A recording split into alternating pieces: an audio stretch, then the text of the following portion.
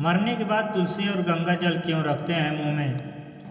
मित्रों, एक दिन नारद मुनि नारायण नारायण का जाप करते हुए वैकुंठ लोक में आते हैं। फिर नारद मुनि को देख श्री हरि विष्णु और माता लक्ष्मी मुस्कुराते हुए बोले, हे वत्स, आज किस प्रयोजन से वैकुंठ में आना हुआ?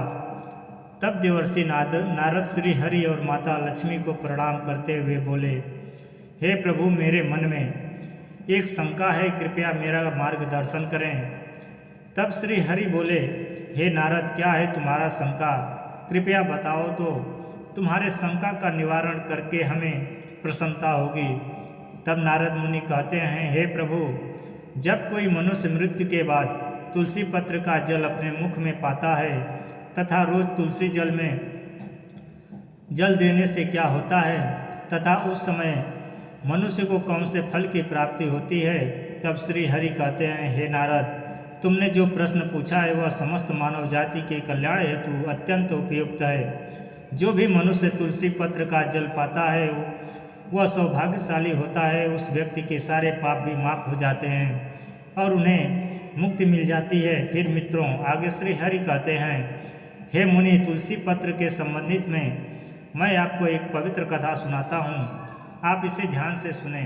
तब देवर्षि नारद कहते हैं, हे प्रभु, मैं इस कथा को पूरे ध्यान से सुनूंगा और लोक कल्याण हेतु इस कथा का प्रसार भी करूंगा।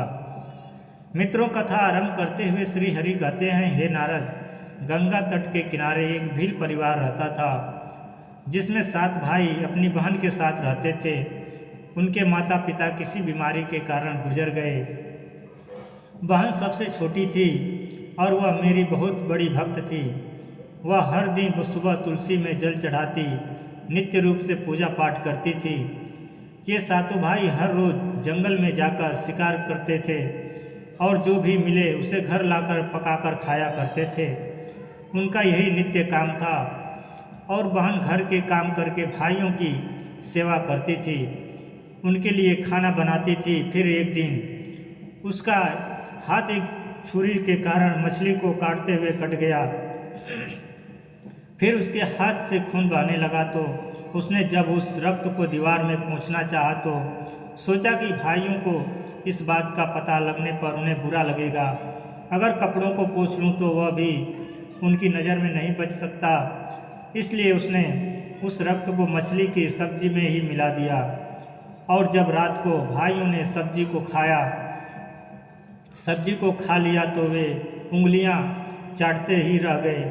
उन्हें वह खाना बहुत पसंद आया। फिर सब ने, बड़े भाई ने बहन से पूछा कि आज खाने में क्या मिलाया है जो इतना स्वादिष्ट बन गया है?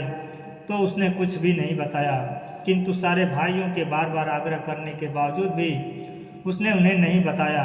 फिर अगले दिन खाने का स्वाद पुराने जैसा ही था। इसलिए बड़े भाई ने बहन को कसम दिलाई कि उसने खाने में क्या मिलाया था। तब बहन ने अपने हाथ के रक्त के बारे में उसे बता दिया। फिर मित्रों, श्री हरि कहते हैं, हे नारद, बड़े भाई के कुटिल दिमाग में एक बुरा ख्याल आया कि क्यों ना हम अपनी बहन को ही मारकर खा जाएं, क्योंकि उसके रक्त की चंद बूंद ही इतनी स्वादिष्ट थी, तो फिर उसका मांस कितना स्वादिष्ट और मुलायम होगा। फिर अगले दिन बड़ा भाई अपनी वह कुटिल योजना सारे भाइयों को बताया और सबसे छोटे भाई को छोड़ सारे भाई राजी भी हो जाते हैं। तब बड़ा भाई अपनी बहन की हत्या करने की साजिश बना लेता है। मित्रों, फिर श्री हरि कहते हैं, नारद, दूसरे दिन वे सभी बहन की शादी कराने हेतु उसे पुराने गांव चलने के लिए मना लेते हैं। फिर वे सभी अपनी बहन के साथ रास्ते की एक छोटी गुफा में ले जाकर उसे बांध देते हैं और उस पर बाणों से वार करना शुरू कर देते हैं। तभी उस स्त्री ने मन ही मन ईश्वर की प्रार्थना करते हुए कहा कि हे प्रभु, अब आप ही मेरी रक्षा करें। तब एक चमत्कार हो जाता है।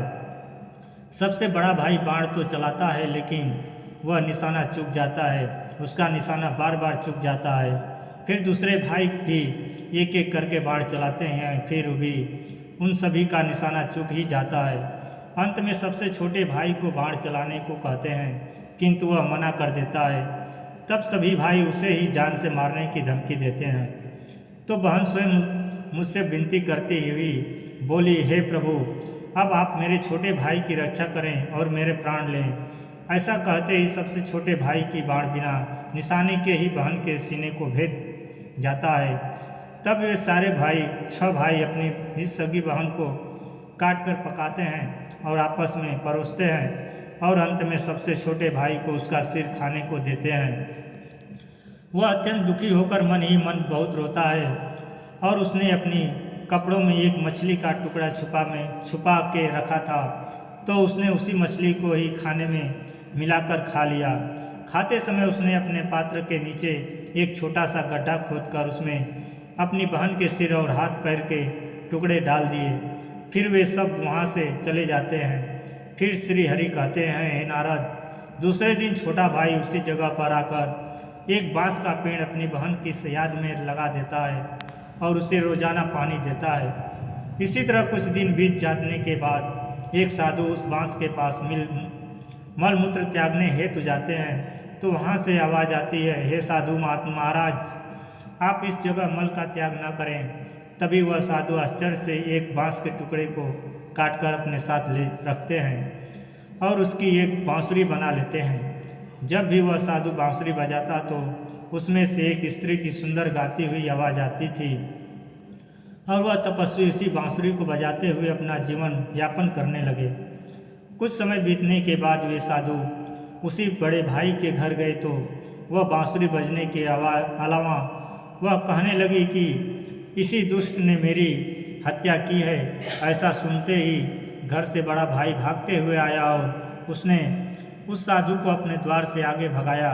फिर आगे श्री हरि कहते हैं, हे नारद, इसी तरह वह साधु उन 6 भाइयों के द्वार पर जाता है, किंतु वे सभी साधु को वहाँ से भगा देते हैं। साधु को तब कुछ हद तक यह बात समझ में आ जाती है कि जिस स्त्री की आत्मा इस बांसुरी में रहती है उसका इन लोगों के साथ जरूर कुछ नाता होगा, किंतु बेचारा साधु उन सभी के साथ कुछ भी नहीं कर सकता था। इसलिए वह फिर अंत में 7वें भाई के द्वार पर जाता है।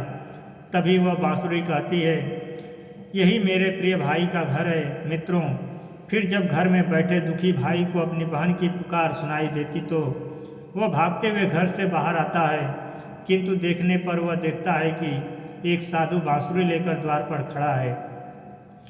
तो साधु ने उस भाई को बताया कि यह आवाज़ इस बांसुरी से आई है। मित्रों, फिर श्री हरि कहते हैं, हे नारद, वह भाई उस साधु से विनती करते हुए उनसे बांसुरी मांगता है।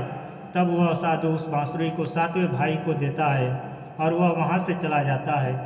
फिर वह भाई भी अपनी बहन की आवाज़ वाली बांसुरी बजाता है तो वह उसे कहती है, हे भाई, मुझे पता है कि तुम मुझसे बहुत प्रेम करते हो, किंतु मेरी मुक्ति के लिए तुम हर दिन घर की तुलसी में जल चढ़ाओ तथा भगवान श्री हरि की पूजा पाठ और नित्य सेवा करो। अपनी बहन की आत्मा की बातों को मानकर वह भाई नित्य रूप से तुलसी में जल देता और घर में पूजा पाठ करता था। फिर श्री हरि कहते हैं, हे मुनि, मैं उस भाई की पूजा पाठ और उस मरी हुई बहन के आत्मा के प्रति प्रेम से भावुक हो गया। फिर एक दिन जब वह भाई तुलसी को जल देते हुए मन ही मन मेरा नाम जप रहा था तथा स्वयं मैं उसी तुलसी के पौधे से उस गरीब भाई के घर में प्रकट हुआ। मेरे तुलसी के पौधे से प्रकट होने से वह भाई तुरंत मेरे शरण आया और सच्चे मन से मेरी स्तुति करने लगा। मित्रों, फिर श्री हरि कहते हैं, हे नारद, तब मैंने उस भाई को तुलसी पत्र का जल उस बांसुरी में डालने को कहा और उसने मेरे नाम लेते हुए उस बांसुरी में तुलसी पत्र से जल डाला। तो मेरे आशीर्वाद से उस स्त्री का पुनर्जन्म होकर वह स्वयं उस बांसुरी से बाहर आ गई। तब उन दोनों भाई बहन को मैंने तुलसी के संबंध में महत्वपूर्ण ज्ञान दिया था। वह ज्ञान अब आप भी ध्यान से सुने। तुलसी को मेरी पत्नी लक्ष्मी का ही स्वरूप माना जाता है। तुलसी में हर रोज जल चढ़ाने से जीवन की सभी परेशानियां दूर होती है और सुख शांति आती है और धन का लाभ होता है। तुलसी में जल चढ़ाते समय चंदन का तिलक लगाना शुभ माना जाता है। तुलसी में जल चढ़ाने का सही समय सूर्योदय से लेकर उसके 2 से 3 घंटे के बाद तक का ही होता है। तुलसी में हमेशा संतुलित मात्रा में ही जल चढ़ाना चाहिए तुलसी के पौधे में रविवार को जल नहीं चढ़ाना चाहिए। शाम के समय यानी कि सूर्यास्त के बाद तुलसी के पौधे में दीपक नहीं जलाना चाहिए। मंगलवार को तुलसी में जल देने से विष्णु जी और लक्ष्मी जी दोनों ही प्रसन्न होते हैं। तुलसी को जन्य वनस्पतियों में से शुभ और मंगलकारी माना जाता है। रोज सुबह स्नान के बाद तुलसी में जल अर्पित करने से जीवन के दुर्भाग्य दूर होते हैं। मित्रों, आगे भगवान श्री हरि कहते हैं, मृत्यु ही जीवन का परम सत्य है। मृत्यु उपरांत व्यक्ति का विधि पूर्वक अंतिम संस्कार करने का विधान है, जिससे उसके शरीर को मुक्ति मिल सके और वह एक शरीर को त्याग कर दूसरा शरीर धारण कर सके। उसी प्रकार से जब व्यक्ति मोक्ष की प्राप्ति करता है तो उसे सभी पापों से मुक्ति मिलती है। मृत्यु के समय मुंह में गंगा जल डालना चाहिए, जिसका कारण है कि गंगा जल कभी खराब नहीं होता है और कुछ बूंदें ही मृत्यु उपरांत व्यक्ति के लिए मोक्ष के द्वार खोल देगी। मृत्यु के समय व्यक्ति के मुख में गंगा जल डालने से उसे कई शारीरिक कष्टों से मुक्ति मिल जाती है और आसान मृत्यु मिल जाती है।